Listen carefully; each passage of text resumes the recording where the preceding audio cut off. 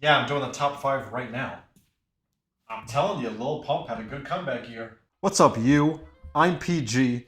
I'm chillin', and in this video, I'm gonna list my top five rappers of 2023. Top five, top five. Who's your top five? Who's your top five? And before that, I'm gonna give you a few honorable mentions as well. And I ask that you please subscribe to the channel if you haven't already, and feel free to check out more content. And be on the lookout for more end of year lists and content like this. Now, enjoy this video. Kicking off with my honorable mentions, I have Killer Mike. The Atlanta icon returned to solo album form this year, dropping the critically acclaimed Michael, which propelled him to receive a few Grammy nominations as well.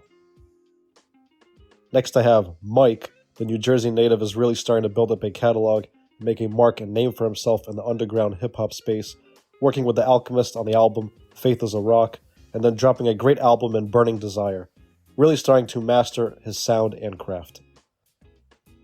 And lastly, Travis Scott. Now obviously he's not the most lyrical and skilled MC, but there's no denying the impact he had this year, rolling out and delivering the biggest album of the year, Utopia. It was a spectacle, and of course he made great music, dropping a couple solid features throughout the year as well.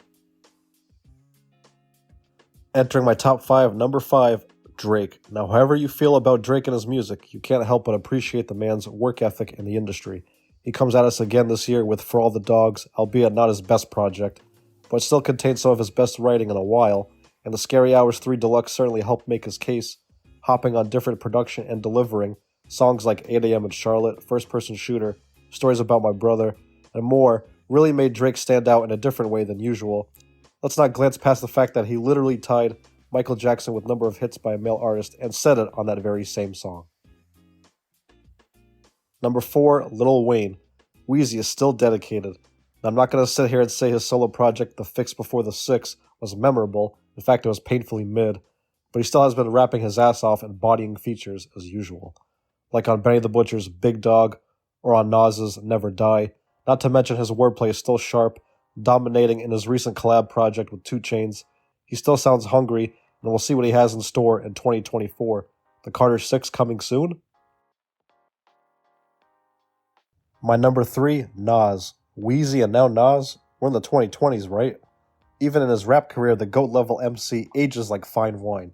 Since linking up and working with producer Hit-Boy, Nas has dropped some of his best music, and he's been doing this for 3 decades now. After last year's King's Disease 3 record, he drops 2 albums, Magic 2 and Magic 3, both good records which came as a surprise by fans. Nasir and his pen game continues to be one of the most consistent forces in hip-hop, and having that kind of year during hip-hop's 50th anniversary makes it feel that much more special. Number 2, J. Cole. Cole continues his Andre 3000-like run of features, which by the way, I have a video up talking about 3 Stacks and his Flute album, so check that out. But anyways, yeah, J. Cole's been killing it with guest features, especially this year and the last couple of years. He dropped easily one of the most memorable verses of 2023 on First Person Shooter, along with his performance on another Drake song, Evil Ways. He made waves with his verse on Lil Yachty's The Secret Recipe, as well as on Lil Durk's All My Life. The verse on the song with J-Hope was special too, or even the one with Burna Boy. I mean, you get the picture, you get the idea. He is the highlight of every song he touched this year, and if he actually released an album this year, he would most likely be my number 1, hoping he releases The Fall Off very soon. And my number 1, Danny Brown. He certainly is a sleeper pick for Best Rapper of the Year, but I don't care. Earlier in 2023, him and JPEG Mafia put out a great, wacky, but fun album in Scaring the Hoes, and while Danny's typical manic persona shined on there, he later released something different on his first solo album in years. Karanta was a real, self-reflective album. It showed growth. He was getting honest about rehab and the drug-induced lifestyle that got him fame. It's good to see a rapper in his 40s go through that change not only personally, but in the music. And I feel that both of those albums could easily make someone's top 10 rap album list for 2023. And that's it. That concludes my top 5 rappers for 2023 list. What are your thoughts on my list? What did I get right? What did I get wrong? Who would you put on it? Who was the best rapper of this year? Let me know your thoughts and feedback in the comment section below. If you like the video, please like the video. Please subscribe to the channel.